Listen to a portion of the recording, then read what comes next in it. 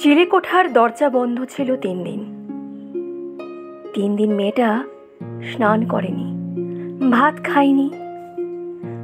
আজ ভোরবেলা দরজা খুলে যেতেই দেখা গেল সে নগ্ন হয়ে চেয়ারে বসে বিভূতিভূষণ পড়ছে।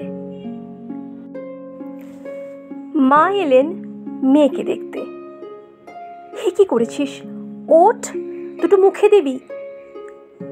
19 বছরের খোলা উদ্ধত শরীর মায়ের মুখের উপর দাঁড়িয়ে বলল, আমাকে ছোঁবে না, মানুষের স্পর্শ আমার ভালো লাগে না।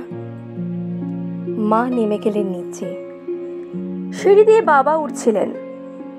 মা বললেন, তুমি যেও না। কেন? ডুকরে উঠল মেয়ের মা। তুমি যেও না, যেও না, যেও না। পৌরুষে গিয়ে পড়ল ঢিল। এক চিলতে একটা মেয়ে, তার এত জেদ! দেখি তো। তিনি যা দেখলেন তা তিনি দেখতে চাননি কোনোদিন, যেন এক্ষুনি চোখ পুড়ে যাবে। কিন্তু মেয়ের যে দুটো চোখ আছে, সে দুটো তো পড়ছে। বাবা হয়েও সেটা তিনি বুঝতে পারলেন না। গর্জে উঠলেন, জামা পরো, তাকাতে পারছি না।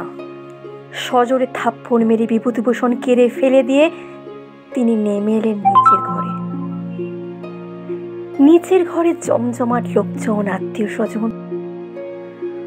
ওদিকে কার্নিশের কাছে এসে দাঁড়িয়েছে মেয়েটি, যার জীবন থেকে সমস্ত হলুদ মুছে গেছে।